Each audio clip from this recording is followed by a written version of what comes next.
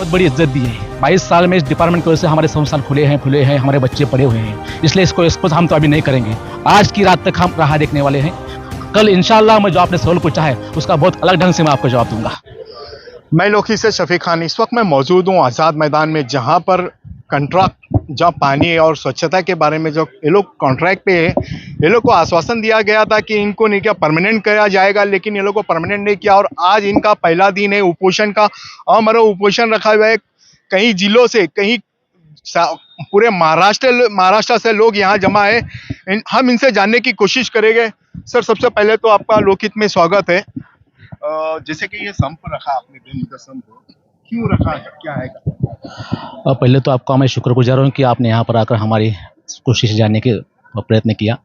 बात यह है कि Maharashtra water supply sanitation department के तहत ये पूरे एम्प्लॉयज़ 22 साल से यहाँ पर आज कॉन्ट्रैक्ट बेसिस काम कर रहे हैं। ये बहुत ही स्किलफुल एम्प्लॉयज़ है कंपेयर टू अदर डिपार्टमेंट। और इन लोगों की डिमांड है कि हम लोगों का 20 मार्च 2024 का मैच छत्रपति संभाजी नगर का रिजल्ट है, निकाल है कि जिसको 10 साल पूरे हुए उस एम्प्लॉयज़ को नियमित रूप से सेवा में लिया जाए।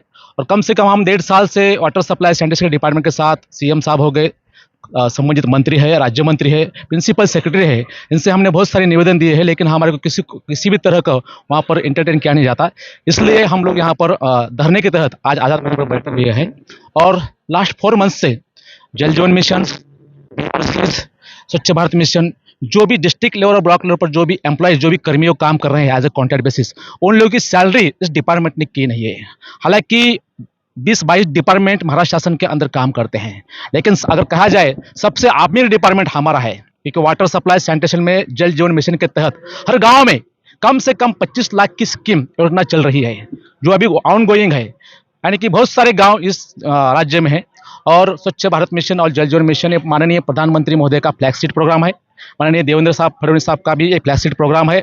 और इन कर्मियों का लास्ट 4 मंथ से दिवाली से लेकर आज तक यहाँ पर सैलरी नहीं हुआ है। भारतीय परंपरा में दिवाली सन के लिए बहुत अच्छा, ईद के लिए बहुत हम मानते हैं, लेकिन हम सभी भाइयों की और बहनों की दिवाली ये अंधेरे में गई हुई है। बहुत सारी फाइनेंशियल कंडीशन हम लोगों की बुरी हुई है, क्योंकि हम कॉन्ट्रैक्ट बेसिस की एम्प्लॉयज, इसलिए हमारे को बैंक की ओर से लोन नहीं मिलता, प्राइवेट फाइनेंस की ओर से हम लोन लेते हैं।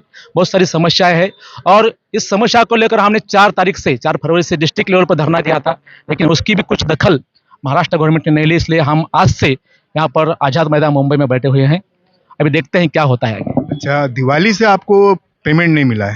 दिवाली से पेमेंट नहीं है। अक्टूबर 2025, नवंबर, दिसंबर, जनवरी 4 महीना हो गया, इनमें से किसी के भी सैलरी यहाँ पर नहीं हुई है। तो अभी भी आप मतलब इससे पहले जब आंदोलन से पहले आप जॉब ही कर रहे थे, मतलब? यस, आंदोलन से पहले हम लोग जॉब कर रहे हैं। ये कम से कम 22 साल से लोग यहाँ पर काम कर रहे हैं। कुछ लोग 10 साल से कर रहे हैं, कुछ लोग 7 साल से कर रहे हैं।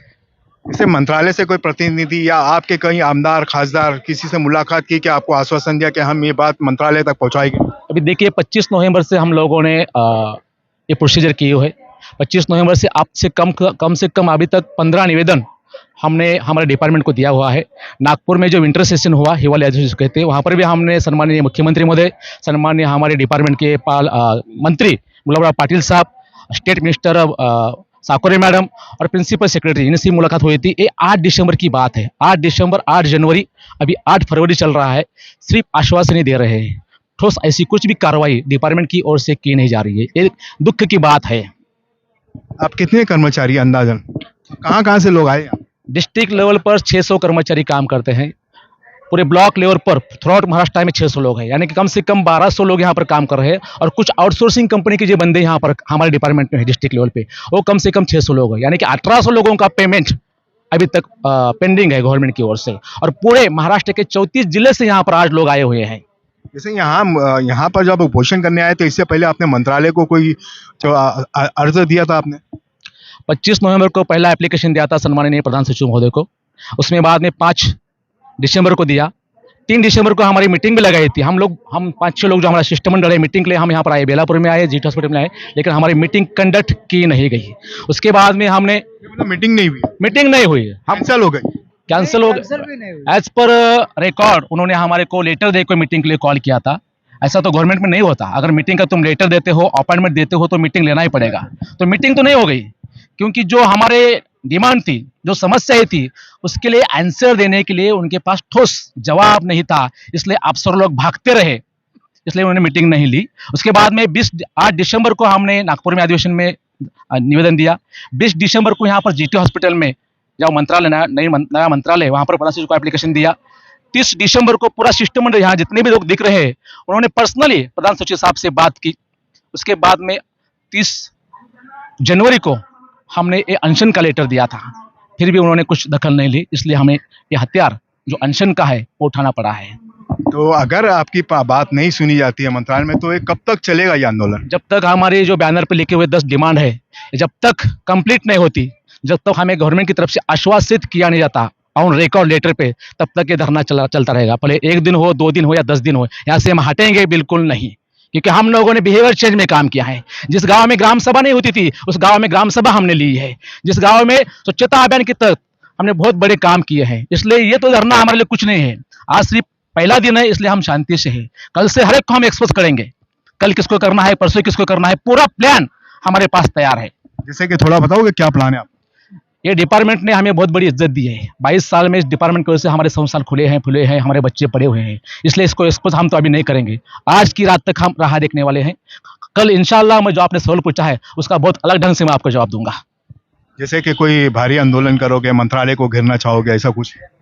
मंत्रालय वगैरह कुछ नहीं है, घेरने का वैसा कुछ नहीं है, कि संवैधानिक मार्ग से हम यहाँ पर काम कर रहे हैं। जो भी मुद्दे हमारे पास है बहुत ठोस मुद्दे हैं। जैसे कि आप बोलते हैं कि वही राजनीति, ऑपोजिट का राजनीति बोलता है कि हम इस सत्ता को, इस हुकूमत को पलटा देंगे, उतनी ताकत हम सब रखते हैं। लोकहित के माध्यम से आप सरकार को क्या संदेश देना चाहोगे?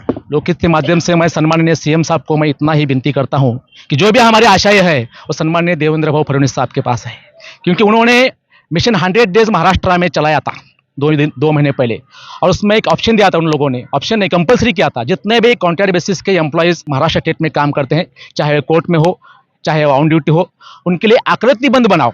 आकृतिबंध मतलब परमानेंट के पहले की एक पोस्ट होती है। आकृतिबंध बनाने के उन्होंने हर एक डिपार्टमेंट को सूचित किया था। हमारे डिपार्टमेंट को 34 जिले में से इन्फॉर्मेशन चली गई, लेकिन उस इन्फॉर्मेशन को कंपाइल करके डिपार्टमेंट के पास देने के लिए हमारे डिपार्टमेंट के पास वक्त नहीं है। ये खेत की बात है। सम्माननीय मुख्यमंत्री साहब के ही दौरान 2014 से 19 में जो तो सीएम थे, तो देश में सबसे पहला ओपन डेफिकेशन फ्री टेस्ट अपना महाराष्ट्र हुआ था, इसलिए उनको हमारे काम के बारे में पूरी मालूमात है, और हमें आशय है वो सिर्फ सीएम साहब पर ही है।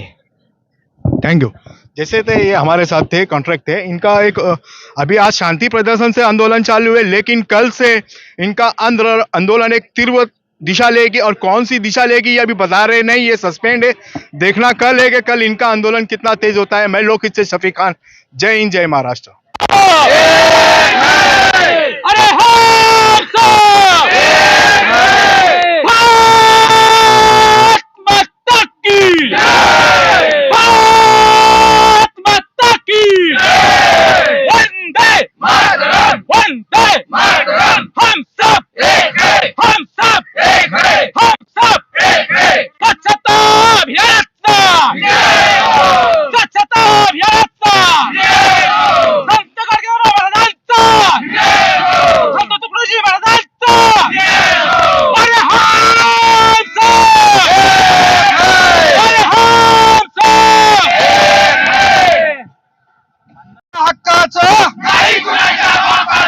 आंदोलनाच्या हक्काचं वंदे वंदे वंदे इन्क्लाब इन्क्लाब जिंदाबाद, अरे इन्क्लाब जिंदाबाद, इन्क्लाब जिंदाबाद।